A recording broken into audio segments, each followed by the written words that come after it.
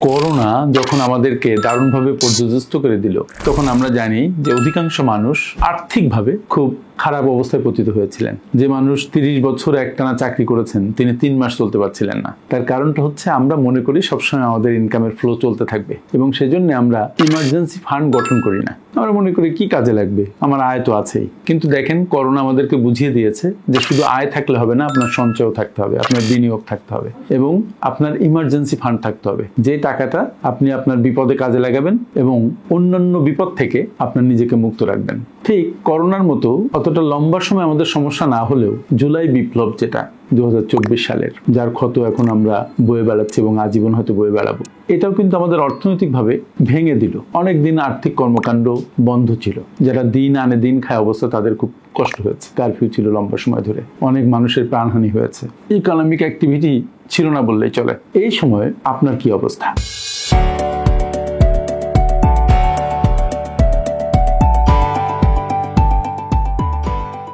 আপনি কি সঞ্চয় ভেঙে খাওয়া শুরু করেছেন? যারা চাকরি করেন তাদের হয়তো অতটা সমস্যা হয় নাই, কিন্তু যারা চাকরি করেন না, ছোট ছোট ব্যবসা করছেন বা কনসাল্টিং বিজনেস করছেন, তাদের জন্য একটু সমস্যা হয়েছে। যে সমস্যায় আপনার হোক, আপনি নিজের আর্থিক অবস্থাটা একটু পরীক্ষা করে দেখেন। আপনি আসলে কিভাবে চলছেন, সামনের মাসে কিভাবে চলবেন। আপনি যদি আপনার সঞ্চয় ভেঙে খাওয়া শুরু করেন, তাহলে কিন্তু আপনার জন্য বিপদ। যাদের এই অবস্থা, তাদের খুব কেয়ারফুলি সামনে যেতে হবে, এবং আর্থিক অবস্থা একটু ভালো হলেই মিনিমাম 6 মাসের একটা ইমার্জেন্সি ফান্ড আপনাকে গঠন করতে হবে। ইমার্জেন্সি ফান্ড যাদের ছিল, তাদের কিন্তু এই সংকট গায়ে লাগে নেই।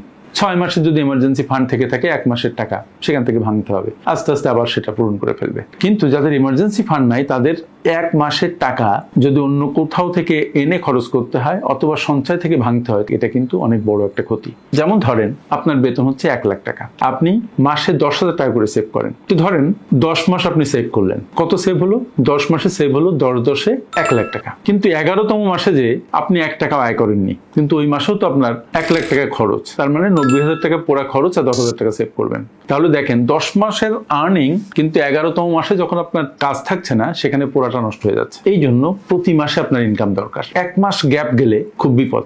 যারা ছোট ব্যবসা করে তাদের জন্য একই কথা প্রযোজ্য, যে 10 মাস আপনি খুব ব্যবসা করলেন, কিন্তু 1 মাস আপনার ব্যবসা প্রতিষ্ঠান পুরো বন্ধ। তার মানে 10 মাসে যে সঞ্চয়টুকু আপনি করেছিলেন, একটু এক্সট্রা টাকা নিজের জন্য রেখেছিলেন, 11তম মাসে যে সেটা পুরোটা শেষ হয়ে গেল। 12তম মাস থেকে আবার নতুন করে শুরু করতে হয়। সুতরাং এই ভিডিওতে আমি ছোট্ট করে যেটা আপনাকে বলতে চাই, সেটা হচ্ছে আপনি ইমার্জেন্সি ফান্ডের দিকে খুব মনোযোগী হবেন, এবং ইমার্জেন্সি ফান্ডের পরিমাণ যখন হিসাব করবেন পার মান্থ, তখন তার মধ্যে খরচের সাথে সাথে আপনার যে ডিপোজিট স্কিমগুলো আছে, সেই স্কিমগুলোতে কত কত টাকা যায় তারও একটা হিসাব করবেন। বাবা মাকে কত টাকা দেন, সেটার একটা হিসাব করবেন। মেডিকেল পারপাস কত খরচ হয়, সেটা একটা হিসাব করবেন। শুধু খরচ নয়, যেটা আউটফ্লো হয়, এই সব একসাথে করে যে অ্যামাউন্টটা দাঁড়ায়, সেই অ্যামাউন্ট ইন্টু 6, তাহলে 6 মাসের একটা অ্যামাউন্ট হবে। এই অ্যামাউন্টটা আপনি একপাশে রাখবেন, এমন ভাবে একপাশে রাখবেন যেন ইজিলি আপনি সেটা উঠাতে পারেন। সঞ্চয়পত্র কিনবেন না, স্টক মার্কেটে ইনভেস্ট করবেন না। এই টাকাটা মূলত ব্যাংকে রাখা ভালো। ব্যাংকে এফডিআর করে রাখতে পারেন, কারণ এফডিআর করে রাখলে আপনার মূল থেকে যাবে না। আপনি ইন্টারেস্ট হয়তো একটু কম পাবেন হঠাৎ করে, কিন্তু মূল থেকে যাবে না। তারপরে এমনও করতে পারেন যে 6 মাসের এমার্জেন্সি ফান্ড আপনি 6টা ছোট ছোট এফডিআর করতে পারেন। একটা ভাঙলেন, তারপরে একটা ভাঙলেন, এবং এর মধ্যে আপনার নিজের আরেকটা আর্নিং সোর্সের ব্যবস্থা হয়ে যাবে, অথবা কাজ যদি বন্ধ থাকে আবার নতুন করে কাজ শুরু হবে। তাই যারা সঞ্চয় ভেঙে খাচ্ছেন, তারা খুব কেয়ারফুল।